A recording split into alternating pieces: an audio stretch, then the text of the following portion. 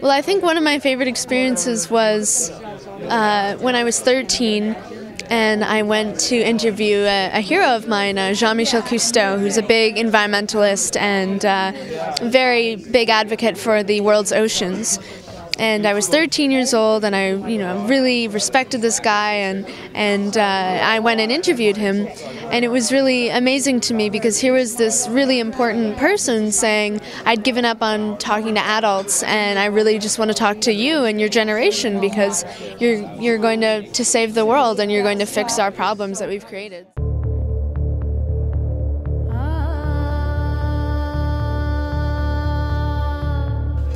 I've reached the point in my life where I've realized that climate change is not going away, and it's always going to be a part of my life. Even if it is all fixed and everyone does rally behind it, I want to be a part of the solution that changes society. So as a filmmaker and someone who loves movies and someone who really wants to try to tell stories with media as my tool. What I'm working on at the moment is a documentary trying to give a voice to young people and to young people on the front lines of climate change. I think a lot of the times our society, particularly in North America, it's very easy to write off climate change as being abstract or just bundles of data that you can't really connect to. But when you have a friend that is suffering, when you look into their eyes and realize, wow, this isn't just, an issue for people to debate about, this is actually happening now, it really changes everything. And I want to share that experience with as many people as I can. So I'm trying to create a documentary that can capture that feeling and share it with people. Wow.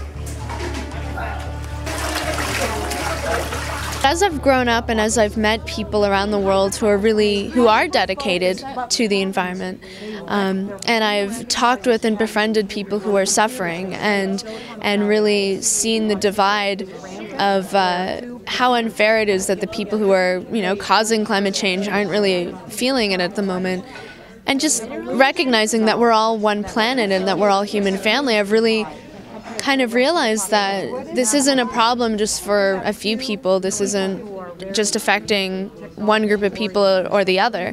This is something that really affects all of us, and it really challenges our ideas of, is this really the way we want to live? Is this the way we want to treat each other?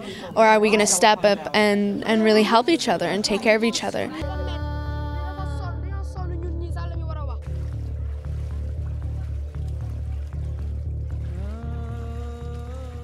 COP15, or Copenhagen conference in 2009, was very different, and it was very filled with hope and optimism and this almost insane possibility that, hey, this is going to be the year when we all step up and we're going to sign a fair, ambitious, and legally binding treaty that is going to really not leave anyone behind and bring us all into a green, sustainable world and society.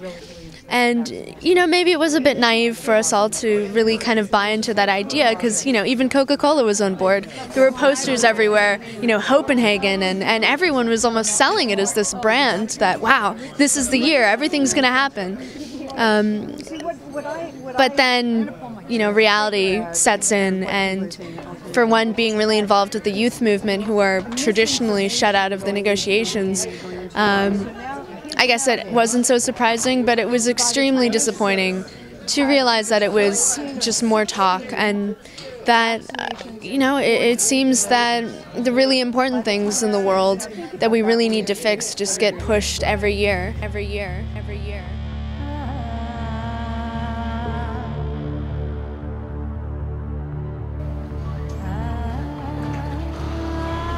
I'm going to try to retain some kind of hope and some kind of optimism, because really what fun is it to live in a black world where nothing is possible? So I'm going to keep hoping that something's going to happen.